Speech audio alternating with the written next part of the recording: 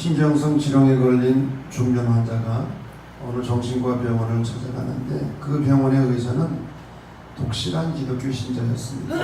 그래서 그 환자에게 다음과 같이 처방을 내려주었습니다. 여러분 가운데 혹시 이 처방전이 필요한 분 있으면 공짜로 가져가시기를 바랍니다. 귀하에 신속한 쾌유를 기원하며 다음과 같이 처방합니다.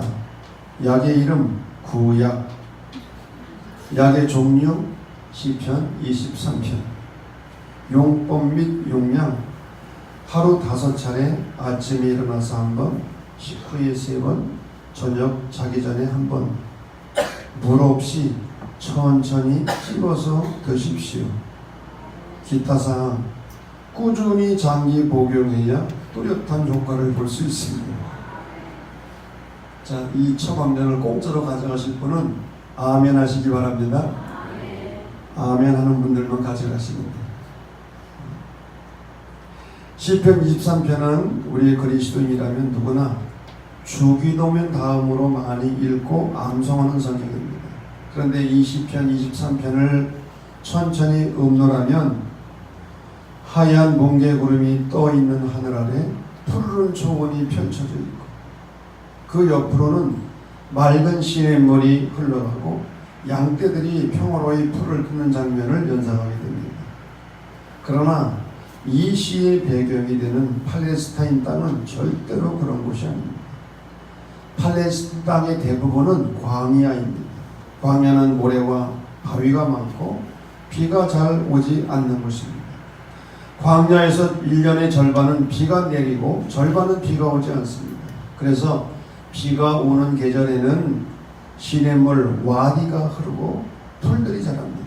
그러면 푸른 초장이 펼쳐지고 아름다운 꽃들이 수없이 피어납니다. 비 온 뒤의 광야의 모습은 눈부실 정도로 찬란합니다. 그러나 비가 그치고 태양이 뜨면 시냇물은 즉시 마르고 풀과 꽃들은 시들어버립니다. 그러면 모든 생물들은 생존의 위협을 느낍니다. 바로 이런 광야가 시편 23편의 배경입니다. 성경은 하나님과 인간의 친밀한 관계를 드러내기 위해서 여러 가지 이미지를 사용하는데 시편 23편은 하나님을 목자로 인간을 그분의 양떼로 묘사합니다. 신약성경 요한복음에서도 예수님은 당신 스스로를 선한 목자로 비유하시면서 선한 목자는 양들을 위해 목숨을 버린다고 말씀하셨습니다. 우리 조상들도 백성을 다스리는 지도자를 목민관이라고 불렀고 백성을 다스리는 법을 목민법이라고 했습니다. 정약용 선생이 쓰신 목민심서는 대표적인 지도자들이 가져야 될 자세를 알려주는 책입니다. 이렇게 구약과 신약은 물론 우리 문화에서까지도 백성과 그 백성을 이끌어가는 지도자의 관계가 목자와 양의 관계로 제시된 이유가 무엇일까? 왜 하나님과 당신의 백성들의 관계를 목자와 양의 관계로 비유했습니까? 이 물음에 답하기 위해서는 목자와 양의 속성을 알아야 됩니다. 일반적으로 양하면 온순하고 깨끗하고 순종을 잘하는 것으로 알고 있지만 실제로는 그렇지 않습니다. 양은 어리석습니다. 미련합니다. 거기다가 고집이 있어요. 아니 모르면 고집이라도 쓰지 말아야지. 미련한 데다가 고집까지 있어요. 눈이 나빠요. 순종을 잘 안 해요. 그래서 길을 잃어버리고 싶고 독초와 먹어야 할 풀을 구별하지 못합니다. 그래서 중동 지방에서 통용되는 가장 쌍스러운 욕 중에 하나가 우리는 개자가 들어가지만 그쪽에서는 양 같은 놈. 네? 양 같은 놈. 이게 욕 중에 욕이라는 거예요. 양은 연약합니다. 공격 무기가 없습니다. 뿐만 아니라 양은 뒤로 벌렁 자빠지면 혼자서는 일어날 수가 없어요. 태양이 뜨거울 때 목자가 얼른 일으켜주지 않으면 그 양은 죽게 됩니다. 그래서 양의 목숨은 목자에게 철저히 의존되어 있습니다. 그러므로 양은 목자의 보호와 인도가 절대적으로 필요합니다. 따라서 야훼는 나의 목자라는 고백 속에는 이런 내용이 들어있는 거예요. 나는 어리석은 양인데 목자의 보호와 돌봄이 필요한 존재입니다. 그런데 야훼 하나님이 다른 사람의 목자가 아니라 바로 나의 목자입니다. 바로 나의 목자라는 이 고백은 하나님과의 인격적인 만남을 통한 체험적인 고백입니다. 진정한 신앙은 우리가 얼마나 오랫동안 종교 생활에 익숙해져 있고 교회라는 모임과 제도에 길들어져 살아왔는지에 의해서 좌우되는 것이 아닙니다. 오랫동안 교회를 다닌 경력이 중요한 것이 아닙니다. 장로, 집사, 권사가 중요한 게 아니에요. 중요한 것은 하나님을 인격적으로 만나고 체험하는 것입니다. 그래서 야훼 하나님이 다른 사람의 목자가 아닌 바로 나의 목자라는 체험적인 고백이 있어야 합니다. 우리가 잘 아는 대로 이 시편 23편은 이스라엘의 두 번째 왕인 다윗이 지은 시입니다. 다윗은 인생의 황혼기에 이 시를 기록했습니다. 다윗은 왕, 정치가, 군인, 음악가, 시인으로서 파란만장한 삶을 살았습니다. 소년기에는 들판에서 양들을 치며 목동 생활을 했습니다. 청년기에는 용병대장으로 싸움터에서 전쟁을 했습니다. 사울왕의 미움을 받아서 산으로 들로 광야로 쫓겨다녀야만 했습니다. 장년기에는 왕으로서 백성을 다스리는 힘든 일을 했고 삶이 안정되었을 때는 간음과 살인죄를 범함으로 하나님의 징계를 받아야 했습니다.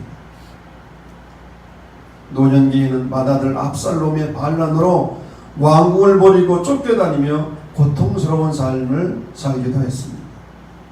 다윗은 이러한 파란만장한 자기의 인생을 회고하면서 고백하는 겁니다. 여호와는 나의 목자시니 내게 부족함이 없으리로다. 이러한 고백은 삶의 위기, 고난, 궁핍, 시련 등을 통해서 하나님을 깊이 만난 체험을 통해서 나온 것입니다. 다윗은 인생의 체험을 통해서 야훼 하나님이 어떤 분인가를 구체적으로 고백을 하고 있습니다. 여호와는 나의 목자시니 내게 부족함이 없으리로다. 그가 나를 푸른 풀밭에 누이시고. 양들은 겁이 많고 까다로운 짐승이기 때문에 쉽게 눕지 않습니다. 아무리 파란 풀밭이 펼쳐져 있다 할지라도 적어도 두 가지 조건이 채워지지 않으면 눕지를 않아요. 첫째, 두려움이 없어야 돼요. 불안이 제거돼야 돼요. 그리고 무엇보다 배가 불러야 돼요. 서로 싸우지 말아야 돼요. 서로 평화스러운 관계가 돼야 돼요. 그래야 양들이 눕는 거예요. 그러니 이 모든 걱정거리를 없애주고 푸른 풀밭에 누워 쉴 수 있게 해주는 목자는 정말 좋은 목자인 거예요. 그가 나를 푸른 풀밭에 누이시고 쉴 만한 물가로 인도하시는도다. 양들은 자기 앞에 무엇이 있는지, 어디에 푸른 초장과 맑은 시냇물이 있는지 몰라요. 그래서 목자는 양들 앞에 서서 양들을 푸른 초장과 맑은 시냇물가로 인도하는 거예요. 목자의 인도를 받을 때 양은 가장 안전합니다. 신앙생활이란 무엇인가? 우리의 목자가 되시는 하나님의 인도하심을 받는 생활입니다. 아멘을 안 해도 그래요. 하나님의 인도를 받는 생활. 이게 신앙생활이죠.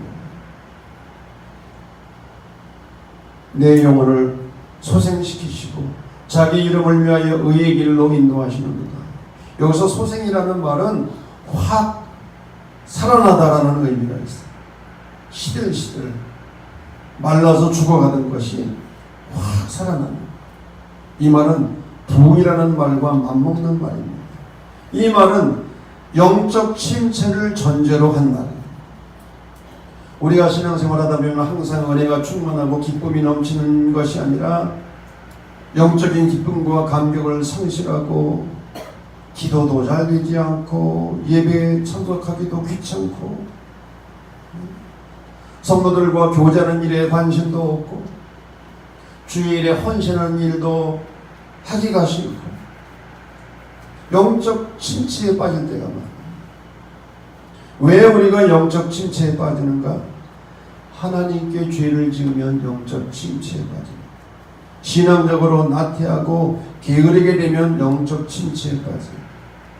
어려운 일을 닥치면 영적 침체에 빠질 수가 있어요.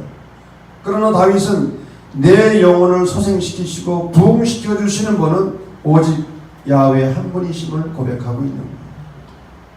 우리의 영혼이 소생하기 위해서는 별 수 없습니다. 하나님의 말씀에 귀를 기울이고 하나님을 갈망해야 합니다.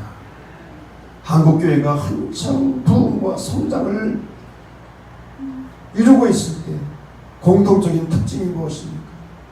집회를 사모했어요. 예배를 사모했어요. 저도 청년 시절 기억나는 것은 부흥회를 한다 하면 면 단위로 움직였어요. 면 단위. 1시간씩 걸어서 예배를 참석한 것은 보통. 왜? 하나님의 은혜를 사모하죠. 여러분, 오늘도 하나님의 말씀을 사모하는 곳에 영적 소생과 부흥이 일어나게 될 줄로 믿습니다. 내 영혼을 소생시키시고 자기 이름을 위하여 의의 길로 인도하시는도다. 하나님은 우리를 의의 길로 인도하시는 분이라는 거예요. 여기서 의의 길이란 무엇인가? 바른 길입니다. 좁은 길입니다. 목자가 양떼를 인도하는 길은 언제나 바른 길입니다. 그러나 이 바른 길이 편안한 길, 안락한 길만을 의미하지는 않습니다. 목자가 양떼를 인도할 때는 때로는 지름길로 인도하지 아니하고 먼 길을 돌아 방황하게 할 때도 있습니다. 하나님은 이스라엘을 애굽에서 가나안으로 인도하실 때에 지름길로 인도하지 아니하시고 광야의 거친 길로 인도하셨습니다. 그 이유는 당신의 백성들을 훈련하시기 위해서. 신앙의 신비는 주님이 인도하시는 대로 자신을 온전히 내어 맡기는 위탁 안에 존재합니다. 우리는 우리 앞길을 몰라 주님께 내 삶 전체를 온전히 내어 맡기는 것, 위탁하는 것, 그리고 주님의 인도를 받는 거예요. 내가 사망의 음침한 골짜기로 다닐지라도, 여러분, 목자는 양들을 평조로만 인도하지 않습니다. 때로는 깊은 골짜기를 통과하기도 합니다. 왜? 더 좋은 목초지로 가기 위해서. 목초지에서 다른 목초지로 이동을 하려면 반드시 깊은 골짜기를 통과해야 되는 거예요. 하나님께서도 당신의 자녀들을 사망의 음침한 골짜기를 통과하게 하실 때도 있습니다. 아멘 안 해도 있어요. 정말 통과하고 싶지 않은 그런 어려운 골짜기를 할지라도 통과해야 되는 거예요. 그럴 때 성도들은 어떤 믿음을 가져야 되는 거예요? 험한 골짜기를 통과하게 하시는 하나님의 선하신 의도와 목적을 알아야 합니다. 하나님을 사랑하는 자, 곧 그 뜻대로 부르심을 입은 자들에게는 모든 것이 합력하여 선을 이루느니라. 결과적으로는 유익하니라. 하나님은 자녀들의 유익을 위해서 때로는 험한 골짜기를 통과하게 하신다는 거예요. 그러므로 그럴 때마다 주께서 나와 함께 하시니라. 주님이 나와 함께 하신다는 임마누엘의 신앙을 가져야 됩니다. 주께서 나와 함께 하시니라. 주의 지팡이와 막대기가 나를 안위하시나이다. 목자는 반드시 지팡이와 막대기를 가지고 있어. 목자의 필수품입니다. 그러면 지팡이는 어디에 쓰는가? 지팡이는 끝이 구부러져 있어요. 구부러져 있잖아요. 저게 왜 구부러져 있습니까? 양들이 곁길로 가면 저걸로 목을 거는 거예요. 목을 걸어서 도망치지 못하도록 잡아당기는 거예요. 또 막대기는 대부분 끝이 뾰족한데 맹수들로부터 양떼들을 방어하기 위해서, 보호하기 위해서 사용하는 무기인 거예요. 그러므로 양들이 어디에 있든지 먹던 양들과 함께 있어 양들을 인도하고 보호한다는 거예요. 우리 존 웨슬리 목사님이 남기신 유언과 같은 말씀, 무엇보다도 최고의 사실은 하나님이 나와 함께 하시는 것이다. 그러므로 우리가 사망의 음침한 골짜기를 다닌다 할지라도 주님이 나와 함께 하시는 굳게 믿는 임마누엘의 신앙이 있어야 될 줄로 믿습니다. 오늘 5절 말씀, 주께서 내 원수의 목전에서 내게 상을 차려주시고 기름을 내 머리에 부으셨으니 내 잔이 넘치나이다. 어떤 분은 이거를 읽으면서 술잔을 생각하게 돼요. 술잔이 넘치나이다. 원수들이 보는 앞에서 진수성찬을 베풀어 주십니다. 무슨 말입니까? 목자는 양떼들을 항상 푸른 초장으로 인도합니다. 양들에게 진수성찬을 늘 베풀어 준다는 거예요. 그리고 기름을 바른다. 이게 무슨 말입니까? 아마 어린 시절 소를 풀을 느껴보신 분들은 조금 이해가 갈 거예요. 소를 끌고 산으로 올라가면 파리떼들이 얼마나 달려드는지, 파리떼만 달려드니까 피를 빨아먹는, 소의 피를 빨아먹는 우리 최범식 권사님 아시는 모르겠어요. 그걸 뭐라고 해요? 그 두꺼운 소가죽을 뚫고 피를 빨아먹는 게 있잖아요. 파리보다 훨씬 큰 거. 예? 이렇게 무식한 사람들은 등에라는 거 있어요. 네? 이 손가락만 이런 게 달려들어가지고 그 소가죽을 뚫고 피를 빨아먹는 거예요. 그래서 선한 목자는 이런 해충들로부터 양들을 보호하기 위해서 기름을 바릅니다. 그 몸에 해충들이 달라붙지 않도록 기름을 발라줍니다. 이것은 무엇을 의미합니까? 환대하시는 사람. 양들에 대해서 최고의 환대를 베풀어주는 선한 목자. 세계 2차 대전이 끝난 후 독일의 고아원에 미군들이 영양가 있는 식품을 공급하면서 고아원생들을 돌보거든요. 그런데 아무리 좋은 음식을 갖다 먹여도 고아들이 죽어가요. 그 이유가 무엇이냐? 나중에 발견하고 보니까 고아들은 부모의 따뜻한 사랑을 받지 못해요. 아무리 좋은 음식을 먹여도 그들에게 필요한 것은 부모의 따뜻한 사랑이었어요. 무엇을 말합니까? 인간은 물질로만 사는 것이 아니라 인간은 사랑을 먹고 믿음을 가지고 살아야 하는 존재인 것입니다. 그런데 오늘 이 시인은 하나님의 환대하시는 사랑을 고백합니다. 내 잔이 넘치나이다.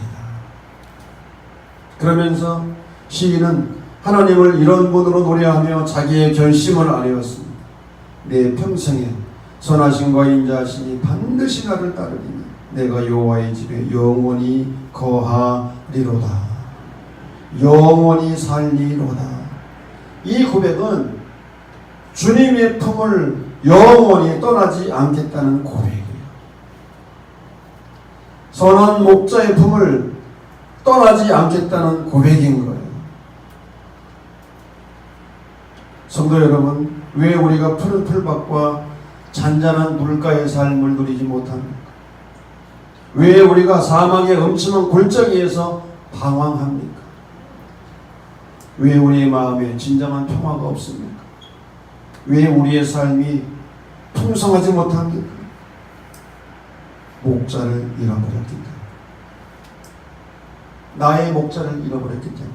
다윗은 야훼 하나님이 나의 목자이기 때문에 부족함이 없다고 고백을 하고 있는 거예요.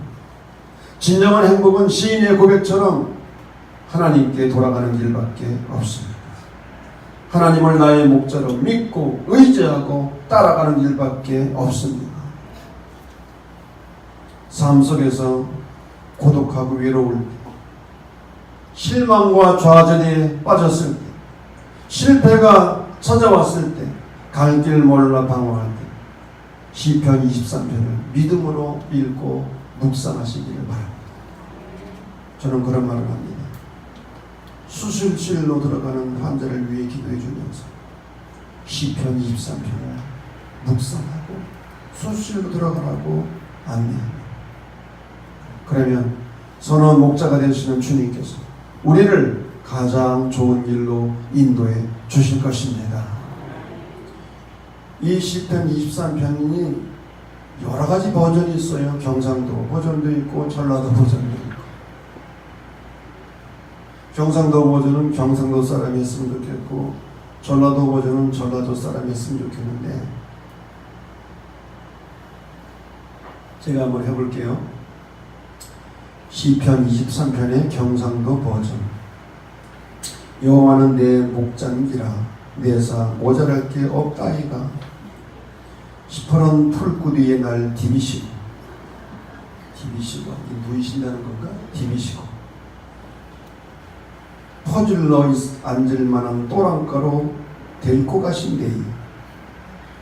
데리고가 데리고입니다. 데리고 내 정신 챙기시사 옳게 살락하시면 내 뒤질 뻔한 골짜기 컴컴한 데서도 간디가 부가 댕길 수 있으면 그 백이 억발로 든든한기라.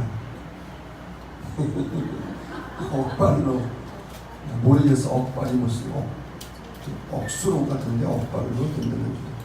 주의 몽디와 짝대기가 날 지키시고 내 왼수 죽일 놈 문디 앞에서 내 길을 이빠이 세워주시고 내 평생 동안 지켜준다 했으니까 내 싸 어찌든 그 옆에 딱 붙어갖고 뒤져도 안 떨어질란다.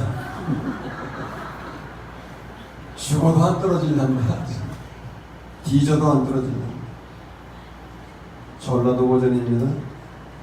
전라도 말은 더 어려워. 이게 야훼 나의 목장께 내게 부족함이 없어보로 지그가 날 시퍼런 풀밭에 위시며 쫓가 쉴 둔봉에 오란당께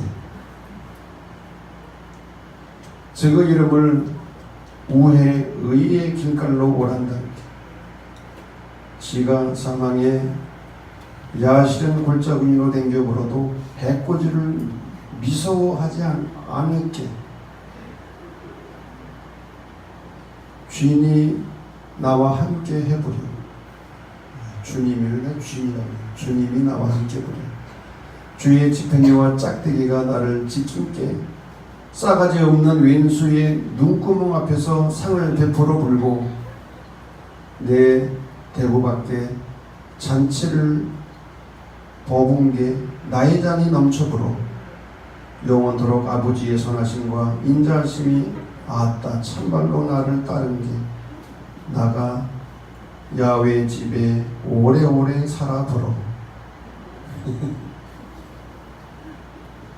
더 어려운 것 같아요. 여러분 오늘 처방전 다 받으셨죠? 하루에 몇 번씩 복용하라고요? 5번. 아침에 한번, 식후에 3번, 자기 전에 한번. 그렇게 일주일만 복용하면 분명히 효과가 있을 거고 다음 주일에는 눈 감고도 시편 23편을 다 함성할 거예요. 그래서 다음 주일 설교 전에는 시편 23편을 다 제 눈을 보고 암송을 할 거예요. 그렇게 다 해오실 줄로 믿습니다. 이 약을 잘 복용하는 분들에게 주님의 크신 은혜와 축복이 함께하기를 주님의 이름으로 간절히 축원합니다.